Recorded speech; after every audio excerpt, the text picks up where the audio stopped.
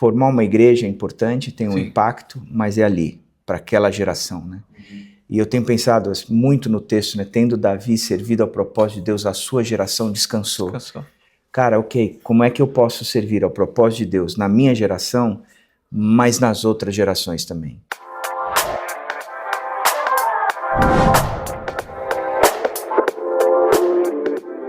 É isso aí, sente-se à mesa, estamos começando mais um Proposições.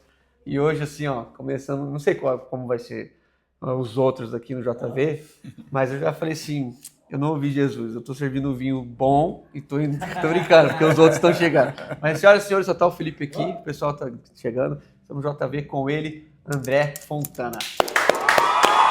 Ele prometeu que vai falar tudo. André, alegria estar com você aqui. Já há muitos anos a gente tem não tanta proximidade, mas com proximidade. Mas da minha parte, acredito da sua também, um respeito desde a época da FLAM, desde a época que você tinha uma atividade um pouco mais, vamos dizer, você tinha uma agenda mais com o JV assim.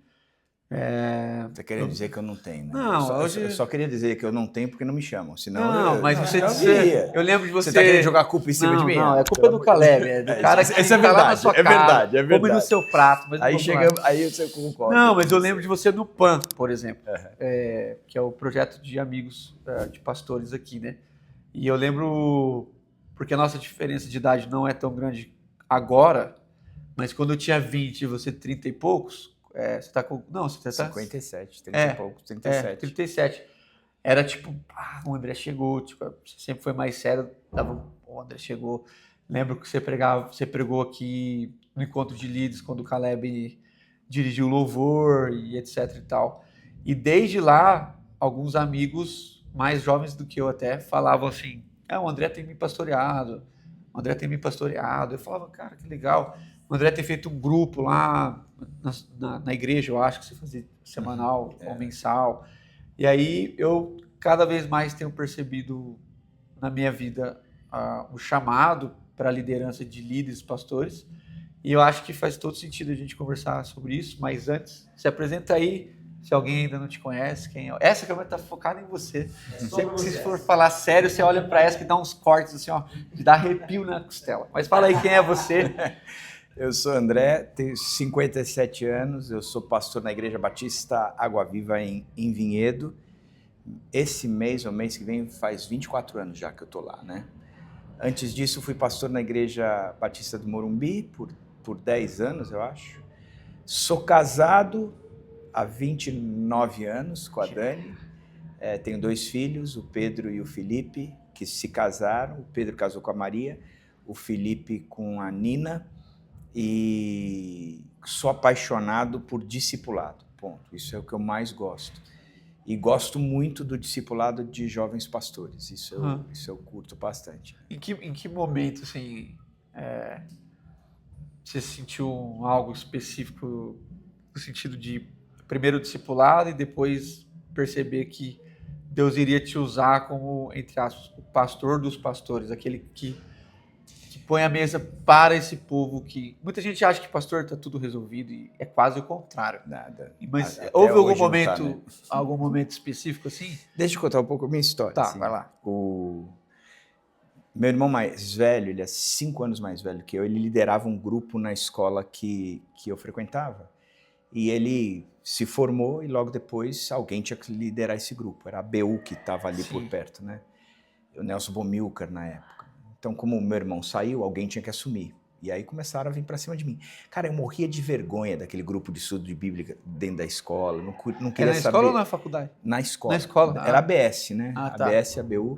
Era a ABS que cuidava deles. Na verdade, era o Nelson Bomilcar com o meu irmão. E o Nelson começou a me assediar, falando, cara, vamos com a gente para o treinamento da ABS e ABU lá no Rio de Janeiro. Eu falei, cara, eu não quero liderar esse negócio. Né? Não parece, Dani.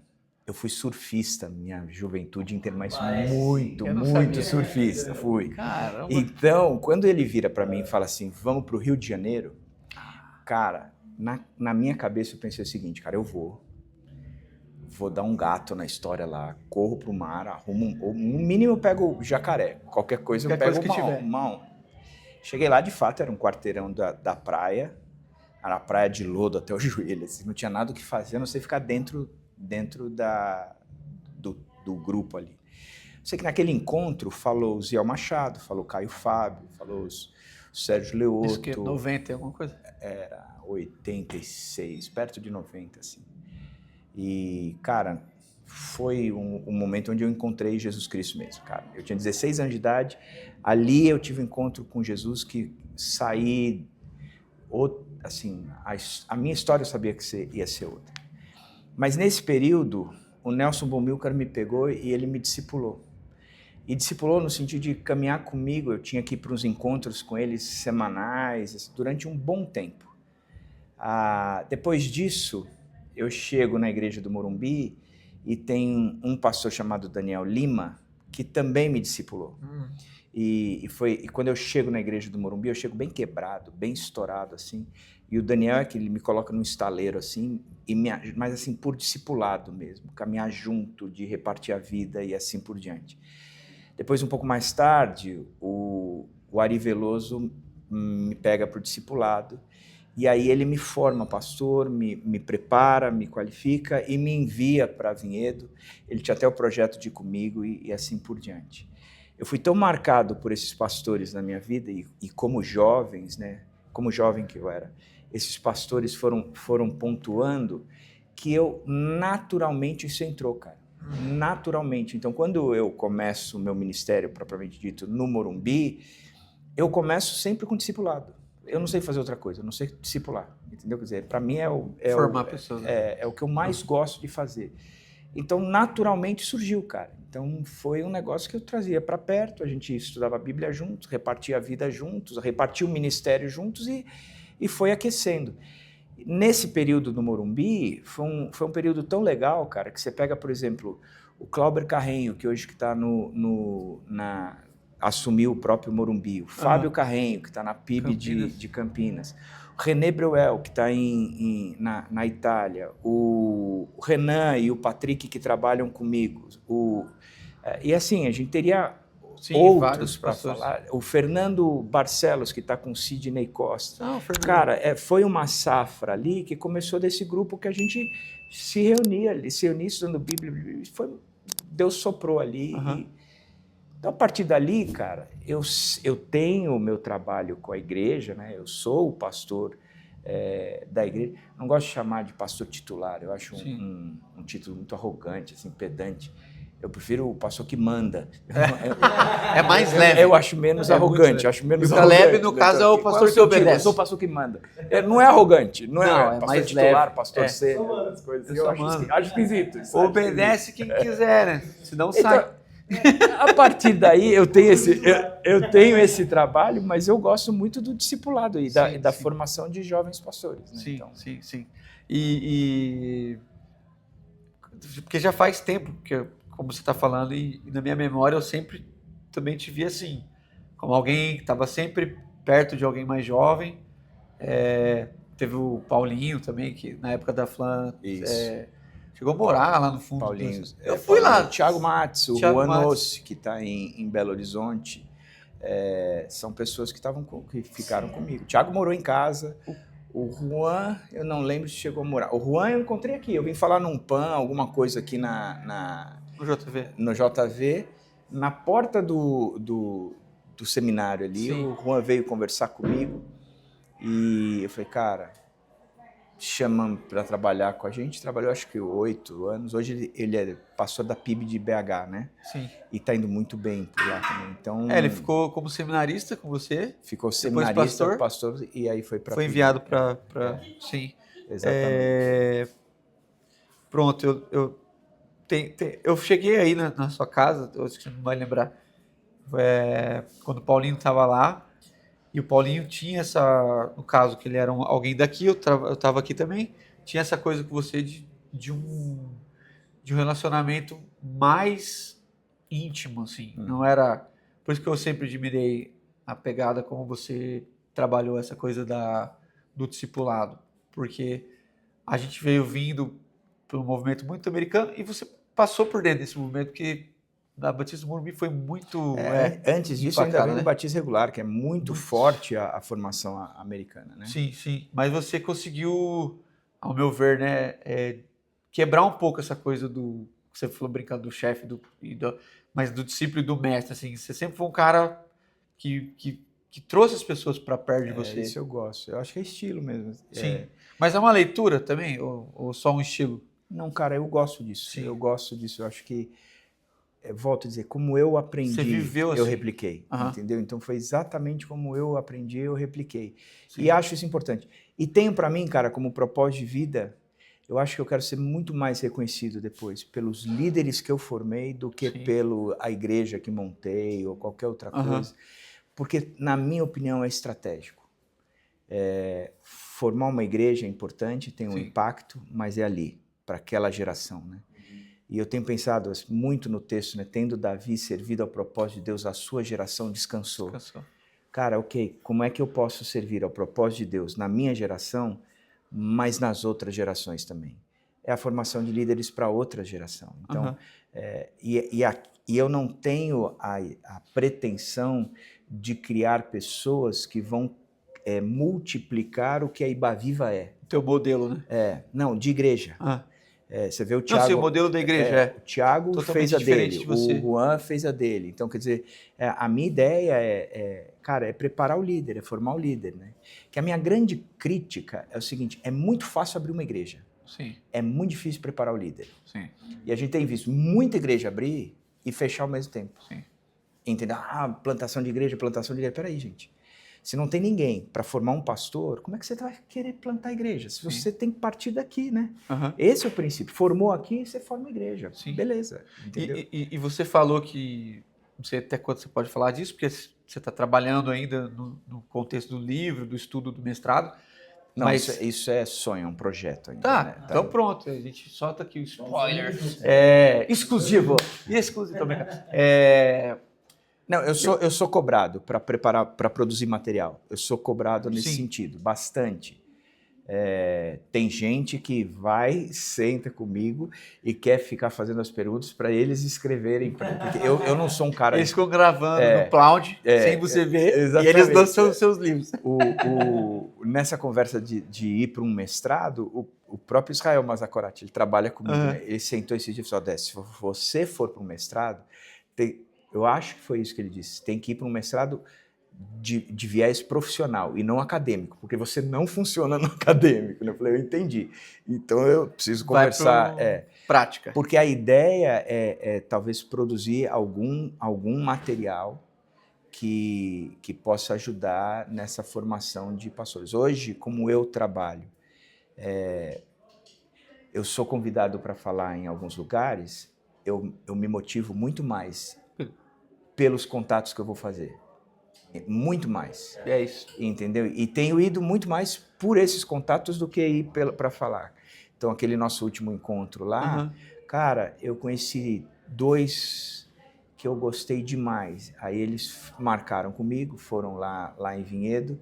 De lá a gente constrói um encontro que é um encontro de discipulado mesmo. A gente senta a cada 15 dias, é virtual. E o que eu tenho hoje trabalhado com essa moçada é o livro do Eugene Peterson, que está fora de edição, né? Esgotado, chamado A Vocação Espiritual do Pastor. Sim. Que eu já liguei para o Mark da... Acho que é Mundo Cristão. Eu acho que ele era da Mundo Cristão. Falei, cara, vocês precisam voltar a publicar esse livro. Aqueles que eram capa fosca. Que, antigamente ele era a sombra da planta imprevisível. Agora é uma coisa, é uma capa meio vermelhinha assim. Eu falei assim, comigo vocês estão perdendo uma grana desgraçada, porque eu distribuo o PDF desse já que está esgotado, eu distribuo o PDF para todo mundo. Porque é um baita livro, é na contracultura, né? Sim. Hoje o jovem pastor está preocupado em ser relevante, falar algo que ninguém nunca falou, e montar uma igreja que nunca... E fala, cara, e eu vou falar uma coisa... Ninguém nunca viu. Vou falar uma coisa. lembro do Ari falando para mim, se você pregar algo que você acha que ninguém nunca pregou, para de pregar, Esquece. porque não é bíblico. 2000 anos de igreja, Não é ninguém bíblico. nunca falou isso. Não, isso já foi dito, não é novidade. Então, eu não preciso ser relevante, eu não preciso ser o cara. Eu preciso, e nem preciso copiar modelo. Sim. Eu preciso entender qual é o propósito de Deus para a minha geração. Aí eu gosto muito do Tim Keller, né? Na cultura e na cidade. Sim. Isso para mim é o que vale, né? Na cultura e na cidade. Sou um cara que quando participei do Morumbi, tive a oportunidade de ver, né, trabalhos com Bill Hybels, Rick Warren, que eram os pastores da época, né? Sim. E a igreja começou a pensar em planejamento estratégico, um monte de coisas assim. E a minha igreja, o foco é o evangelismo. A minha igreja, o foco é a adoração. O meu é o serviço. Falo, cara, é semântica, porque proclamação, adoração, serviço, comunhão, todas as igrejas têm que ter. O que é que difere uma igreja da outra? E, na minha opinião, também não é o pastor. Sim. Porque se me pegar, eu, André, e me colocar num outro lugar, eu não garanto que o resultado seja o que aconteceu em Vinhedo. Sim. Não estou querendo dizer se o resultado é bom, mas não é o mesmo resultado, não vai acontecer. Então não é o pastor. Na minha opinião, a gente tem um absoluto, que é o evangelho, e a gente tem que entender como é que a gente pega esse absoluto e aplica na cultura e na cidade. O que difere uma igreja para a outra é a cultura e a cidade. É isso, para mim, o que muda. E é o que eu tenho trabalhado com esses jovens pastores, Dani. Porque você pega os caras copiando o modelo em cidades pequenas, os caras estão estourados. Os caras querem fizerem lá em Manhattan. Por que eu não estouro como fulano de tal? Cara, você vai estourar se ficar pensando querer estourar como fulano de tal. Você e sua família, né? Exatamente. Exatamente, cara. Você pega o cara, ele tá com a família estourada, a saúde estourada, emocionalmente destruído, e a vocação foi pro saco. Entendeu? Então, aí é que eu gosto de entrar, é pegar e trabalhar. Falar, cara, não é isso, não é isso. É brilhante você ter a tua igreja falando para a tua cidade, para a tua cultura. Isso é o que é o reino, é o grande desafio do reino. Então, vamos aprender. Pode ser uma paróquia, pode ser uma mega church, mas não interessa, é o reino. Então, o modelo é o reino e não as igrejas. Né? O pessoal troca um pouco isso. Sim, e como você acha, porque a gente pincelou isso antes, tá na minha cabeça aqui, porque eu fiquei no seminário estudando 4 anos, lá em Campinas, no Presbiteriano, que é do lado do Batista lá, e depois vim para cá, morar aqui e fiquei do Mackenzie você fez. Onde é o Mackenzie hoje. Né? É que na época não era só o seminário lá. E fiquei mais 5 anos morando aqui. Então deu um total de 9 anos, morando dentro de um seminário. E eu vejo, assim, talvez eu esteja enganado, que havia uma certa proximidade, assim, com os pastores, os professores de seminário, tinham uma vida mais local, de pastoreio. E, de repente, foi se deslocando, até porque as pessoas depois começaram a consumir coisas na internet, tanto faz que se o cara é bom marido ou não, ele consome aquele conteúdo. Como que você tem visto, assim, vou colocar como um problema desse distanciamento entre o cara vai pro seminário e a igreja quase que se vira, mano. Agora você é independente, se você der sorte, você encontra com alguém no meio desse caminho para cuidar de você. Tipo assim... eu tenho visto muito as igrejas falarem assim, ok, o que a gente vai fazer, a gente paga o teu seminário. Cara, isso é triste, né? Você não está formando o cara, você está bancando o cara, mas não está formando. E eu costumo dizer que pastor é quem cria. Fazendo pai é quem cria, o pastor é quem cria. Quer dizer, se você quer ter um pastor, é um pastor que precisa criar. Ok, o seminário eu acho importante, a formação teológica eu acho importantíssima. Existe essa condição na formação de um pastor. Acho muito legal o seminário, a mescla de você ter pastores e mestres, entendeu? Quer dizer, ok. E esse conteúdo ele ganha. Agora, se ele não tiver na igreja local alguém que o ajude a filtrar isso e dizer, olha, tudo isso que a gente está recebendo é o absoluto, mas a gente, para aplicar essa cidade e a essa cultura, a gente vai ter que traduzir dessa forma, o cara vai ficar só no conteúdo. E o discipulado, quando Paulo diz assim, que eu acho, cara, o texto de 2 Timóteo brilhante, Sim. quando Paulo diz assim, ó, numa grande casa, que é a igreja, tem os vasos de honra e os vasos de desonra. Os últimos tempos serão terríveis. Por quê? Os vasos de desonra estão tripudiando em cima dos de honra, dentro da grande casa. É isso que ele está dizendo. Qual é a solução? Paulo vira e fala assim, mas Timóteo, tu tens seguido de perto. Essa é a solução. Essa é a solução. Como é que eu sei diferenciar? Você tem seguido de perto. Quem são os pastores que eu mais escuto, cara? Os pastores que eu mais escuto é o Israel e o Caleb. Porque eu conheço a vida dos caras. Entendeu? Porque eu sei, eles são os meus melhores amigos. Eu conheço como eles tratam os filhos, como eles são tratados pelas esposas, que nós pastores apanhamos da esposa pra caramba, como é que eles são tratados pelas esposas. E a teologia, quando Paulo diz assim, você conhece o meu ensino e a minha conduta. Cara, eu conheço o ensino e a conduta deles. Sim. Não é antagônico, não, pelo contrário, né? É uma conduta e o ensino que fala a mesma língua. Então, para mim, essa questão de você ter seguido de perto ensina o jovem Timóteo a fazer diferença do que é vaso de honra e vaso de desonra. Sim. Entendeu? E aí ele vai ter condições de perceber. Exato, mas é trazer de perto, é trazer para perto. Cara, então quando eu acho que o seminário, ele pode dar um bom conteúdo de relacionamentos. Essa semana eu estava com o Vitor Fontana, né? E ele dizendo que o Ziel Machado foi professor dele e muitas vezes o ajudou quando dizia, Ziel, eu preciso fazer velório, não sei fazer. Eu aprendi a fazer velório com Ari Veloso. Ele me levou, ele batia na testa do morto assim, dizia, um dia vocês vão estar aqui, um dia vocês vão estar aqui. Quando ele foi morrer, quando ele foi morrer, quando ele sabia que ia morrer, ele fez um e-mail, na época convidando todo mundo que ele queria para o velório dele, inclusive me convidou. Aí eu liguei para ele e falei, Ari, quem me ensinou a fazer foi você, né? Ele falou, foi. Assim, lembra que você fez? Eu bati muito na testa do morto, né? Eu falei assim, eu vou bater tanto na sua, cara, tanto na sua. Ele falou, pode bater, mas eu garanto uma coisa, que se eu levantar, a gente troca de lugar. Sem dúvidas. O Ari me ensinou de perto, né? Eu segui de perto. Sim. Então, essa questão de trazer e falar, cara, vem cá, vamos ver como é que a gente faz, como é que a gente caminha.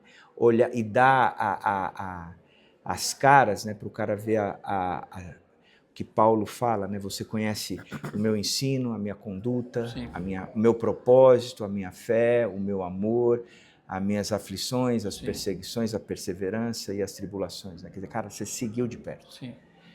Então eu acho isso interessante, né? Sabe, da gente furar um pouco essa bolha e dizer, cara, pastor é quem cria. Sim. Eu sou responsável por essa formação. Os pastores dentro do seminário, ok. Mas eu acho que a igreja local tem que olhar com uma responsabilidade de dizer, cara, eu vou formar esses caras. Sim. E não existe isso. São pouquíssimas igrejas que estão fazendo isso. Pouquíssimas igrejas. Me assusta, cara, porque, desculpa te cortar, porque semana passada eu recebi uma mensagem de um amigo mandando mensagem de uma igreja. E tudo bem, eu entendo as organizações, mas eu sempre fico assustado como uma igreja... Não vou dizer 5.000 membros, vou dizer 200 pessoas. Tipo, porque 200 a gente chega perto de quase todo mundo, né? Como que essa igreja precisa sempre trazer pessoas de fora como convidados, contratados, e poucas igrejas conseguem formar seus pastores. Tudo bem, você formou muitos que saíram, tudo bem, faz parte, você levou o Caleb, mas... E os demais, mas você já tinha aqui, eu lembro que eu falava muito com ela, o André gosta muito de você, cara, eu fico vendo como ele olha para mim, será? Eu falei, o André gosta de você, você vai ver um dia ele vai te levar. Eu lembro. Eu virei para Mirna aqui, falei assim, teu marido é meu sonho de consumo. Eu lembro, o Caleb, Agora, deixa eu contar uma coisa, eu comprei o Caleb naquela vez que eu estava aqui, que você falou que o Caleb dirigiu... Por causa dos salmos. Ele recitava salmo de cabeça, né? Aí a oferta que eu ganhei aqui, Eu peguei e botei no bolso dele. É só o começo. Não, eu comprei o Caleb, comprei.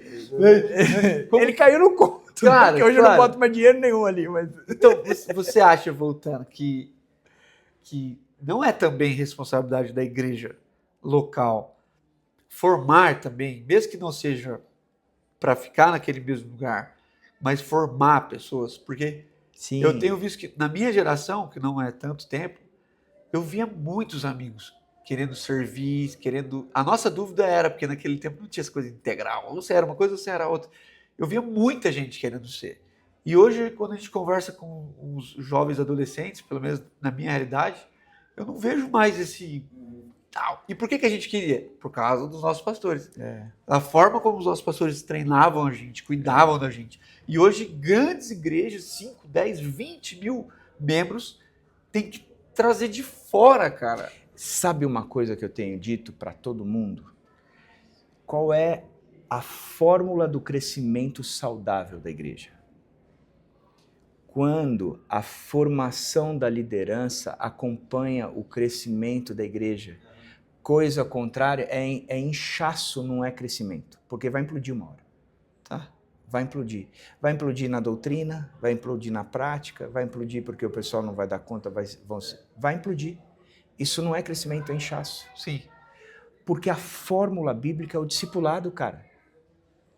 Uma coisa, Dani, que eu tenho pensado é o seguinte, você pega até a década de 70, Tá. A cultura era aquela cultura muito tradicional, da família tradicional. O cara entrava num emprego como office boy, saía 40 como anos. Diretor depois de 40 anos. Eu lembro de frequentar uma igreja quando falava de divórcio. O divórcio era como se um trans subisse para pregar no púlpito hoje em dia. Era um escândalo, né? Quer dizer, a igreja, ela correspondia a essa cultura, porque era uma igreja tradicional, forte, que se cantava hino, séria, mas não tinha diálogo nenhum com a cultura. Houve a necessidade de se adequar ao propósito de Deus, à geração. Então você vê a igreja saindo dessa formalidade e indo para aquilo que foi o meu começo, os six service, né? Quer dizer, os cultos voltados àqueles que estão procurando, a igreja dialogando com a cultura, porque a cultura de fora, mudou, né? Então a gente tem que, os cânticos deixam de ser hinos, passam a ser cânticos, porque o pessoal tem que começar a entender o que a gente está cantando, né? Quer dizer, foi se adaptando porque era necessário. Era necessário. E aí surgem essas igrejas, os louvores, o pastor mais relevante, mais chegado, mais descolado que surge. Foi importante. A gente está numa virada, cara. Eu acho que a gente está vivendo um momento de virada mais uma vez. Que é essa virada dessas igrejas onde o grande se tornou impessoal. A geração dos mais novos não querem mais isso, cara. Eles querem o relacionamento. Eles querem o discipulado. Então, qual é o grande foco das igrejas? Onde se coloca o holofote hoje nas igrejas? No domingo. Palco. No palco. No culto. Tem que mudar esse eixo. A gente está trabalhando na Ibaviva nessa mudança de eixo. Qual é o eixo? O foco não é o domingo, é o discipulado. O discipulado forma pequenos grupos que formam a celebração. Entendeu? Qual é a marca da celebração futura? São as narrativas que aconteceram durante a semana no discipulado e nos pequenos grupos. É uma consequência. Você pode ter a igreja com a mesma cara, com o mesmo número, mas o foco é aqui. São os relacionamentos. A gente tem trabalhado nisso, na condição do relacionamento intencional. Cara, eu sou pastor. Pelo meu visual, você sabe que eu não vou para academia, que seria o único lugar que a gente tem contato com gente que não é cristã. Entendeu? Não é cristã. Como eu não vou para academia, só me sobra o condomínio. Então, meu condomínio, eu tenho que estabelecer relacionamentos intencionais lá dentro. Você, a mesma coisa, da mesma forma como aquele meu amigo que frequenta comigo a igreja e trabalha numa multinacional, ele tem que buscar lá dentro. É responsabilidade, coisa que a gente não trabalhou mais. Então, cara, você vai buscar o cara, apresentar Jesus Cristo para ele e caminhar com ele até a maturidade. Essa é a tua responsabilidade. Ele conheceu Jesus Cristo, você engaja num grupo que você já está aí ensinando Bíblia para esse grupo, e esses grupos vão acontecer. Aqui é o foco. Você chama os caras, o cara só atrapalha. A gente, Atrapalha. né? Ele foi Faz- sair faz bem, embaixo. ele foi sair quietinho É e diabólico. saiu É arrebentando. diabólico. Cara, Quem é que acompanha esse menino? Ninguém. eu. Tá explicado. O pior que sou eu. Não, hoje ele avançou muito lá em casa, na comunhão. Porque ele quebrou um prato que a gente usa só quando vai visita importante. Que eu Mas comprei... ele era visita importante? Não era ele. Bom. Era... Não, mas você já recebeu desse prato. Aquela vez que eu te servi, aquele queijo que eu te servi, que ignorou o queijo que eu servi.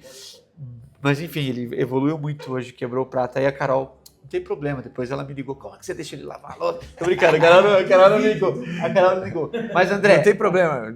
Agora você vai comprar outro, porque tem Mas que vamos repor. pegar esse gancho. A Carol deu uma resposta para ele muito interessante. Que eu chamei a Carol e falei, meu amor, tudo bem, mas o Felipe deu uma quebradinha no prato que a gente gosta. Você estava com A gente só tem ele. nessa hora, com medo de falar? Não, só tava assim. Carol, eu vou falar deixa eu antes, falar uma porque coisa. eu tava me livrando, na verdade. Eu tava com quem foi, porque senão ela ia me ligar. Aí eu falei assim, amor, ela só deu uma lascada aqui nesse prato. A gente só tem ele há 12 anos, guardado. Nunca quebramos, mas o Felipe conseguiu fazer na primeira vez que ele lavou. Aí, eu falei assim pra ela. Aí o Felipe foi falar com ela. Aí a Carol falou assim pra ele. Como que ela falou? Ela falou, é bom que é uma marca da relação e é uma história. Pronto, agora é uma marca da nossa relação. Então toda vez que eu olhar esse prato quebrado, então às vezes é melhor ter pratos quebrados, lascados, que me fazem lembrar um irmão veio aqui e se dispôs a lavar a louça enquanto eu saí. Fui levar as crianças na escola, ele pegou e começou a lavar a louça. Talvez seja esse o processo do discipulado que a gente perdeu, dessa lembrança. O Felipe aprendeu na relação com você porque seguiu de perto. Sim. E tá vendo que até um prato, ele se torna movimento de ensino. Sim. Como é que a Carol reage, como você reage. Sim. O Felipe tá vendo. Sim. É alguém que traz para perto. Isso não acho que tem que ser somente na relação entre um futuro pastor e um pastor. Sim. É o discipulado. Todo mundo. É o discipulado. No caso de um pastor é quem cria. Sim. Então, ok, os meus relacionamentos eu trago pastores que eu quero formar como para essa nova geração. Tá, para a gente encerrar, que combinamos esse tempo, qual a importância que você vê, mesmo que não seja exatamente do que a gente está falando, mas eu acho que é um jogar para cima, entre aspas, eventos como esse, que se propõe a conversar com pastores de novas gerações, assim. Como que você vê essa coisa que o JV tem se esforçado há tantos anos para conversar com quem está conversando com essa turma? Eu acho importante trabalhar a visão. A minha preocupação tem sido que na maior parte desses encontros que eu tenho ido, a gente se fala mais de modelo Sim. do que da relação. E eu acho que a gente tem que reforçar a questão da relação, relação. Modelo, às vezes, eu não quero... menosprezar. Porque pode incentivar alguém a entender a sua cultura e a sua cidade. Mas o lance não é o modelo. O lance é o relacional. A gente tem que entender que Deus está, na minha opinião, a gente está passando por uma virada, né? Então, o relacionamento tem que ser o forte dentro da igreja. Uhum. O forte dentro da igreja. O povo de fora vai olhar pra gente e falar assim, eu quero esse negócio aí, ó. Os caras se aceitam, tem prato quebrado entre eles, mas eles continuam amigos e um está promovendo o melhor no outro e assim por diante. Eu quero esse negócio aí. Sim. Então, Sim. Eu acho que a gente precisa resgatar Sim. algumas etapas, né? Que cada igreja teve, e em cada geração ela teve o seu valor e a sua importância. E eu não quero dizer que meter o pau no que é de igreja hoje, não. A gente está nessa virada. Sim. E a gente tem que ser sensível ao Espírito. Dizer, ok, agora o nosso olhar tem que ser para cá. Sim. E então é seguir em frente nessa toada aí. Tá. Entendeu? Acabar mesmo, assim, qual é o conselho, assim, que você sempre dá, vou falar, daria, né, nessa possibilidade de alguém que está ouvindo perceber isso no coração? Para alguém, pronto, para o Felipe, para 26 anos? Você tem 28 anos, está estudando teologia, já estudou? Não. Não estuda, mas quer ser pastor ou não? Eu sinto que em alguma medida eu já sou. Tá. Qual o conselho que você dá pro Quando eu Felipe? pego um rapaz assim como você, Felipe, o primeiro conselho que eu diria para ele é: gruda em alguém mais velho, que esse é o caminho. Amém. Então, gruda. Se o teu pastor, e eu sempre que trabalho com um jovem pastor, eu o incentivo a gerar essa relação com o pastor mais velho. Esse aprendizado de submissão, de obediência, de admiração, de respeito, de aprender a estar debaixo de uma autoridade que vê, né? Que aí você aprende a estar debaixo da autoridade que não vê. Esse é o princípio dos 10 mandamentos. Honra teu pai e tua mãe. Então, gruda em alguém, procura. Ah, não tem alguém. Cara, dobra o seu joelho e pede a Deus que Deus manda. Sim. Deus envia. Porque eu sou do seguinte opinião: se a seara é grande, os trabalhadores são poucos, se tem um trabalhador dizendo, Senhor, eu preciso ser preparado, Deus. cara, e se a vocação é de Deus, Sim. então pronto. Sim. É Deus quem chamou, você só está pedindo. Então Deus vai trabalhando nesse Amém, sentido. cara. Te Acho que agradeço. É por aí. Espero que a gente consiga continuar não só essas conversas aqui, né, para todo mundo, mas principalmente nessa toada, assim, servir novos pastores e a gente manter essa escada, né? Você lá quase 60, eu quase 40, os de É 20 isso e aí. poucos, e eu cobro muito eles. E eu falo, beleza, eu sou essa pessoa para vocês. Mas quem você já Quem estão é formando? essa pessoa? Quem você já Quem estão você formando? vai se tornar para alguém? É isso aí. Então, cara, de Valeu. coração. Só Muito tenho obrigado. mais uma coisa para falar. Pronto? Vai, Corinthians. Nunca! Gente, fica aí. A gente tá aqui no JB. Muito conteúdo. A gente vai lançar aqui em collab com o Vai ser JB. o primeiro pi do canal. Nunca. Muito conteúdo aqui no JB. O curso está começando. Segue os Jovens da Verdade em todas as redes sociais. Instagram, YouTube, Valeu, etc. gente. Proposições. E a Iba Viva, que mantém também os cultos online. Solta lá as pregações do Caleb. Não mantém. Não, mas você solta a online pregação. Não tem gravação. Solta a mantém. pregação depois. Na segunda, né? Não tem. Isso. Ah, eu vejo. Segunda ou terça-feira. Eu vejo. Aliás, que eu não vejo. Pergunta para um dos pastores lá, eu não sei quando solta. né? Solta, mas solta lá, solta só a pregação, você não precisa nem ouvir o louvor. É isso aí, ficamos por aqui, sejam uma bênção e até a próxima. Valeu, velho. Valeu, gente.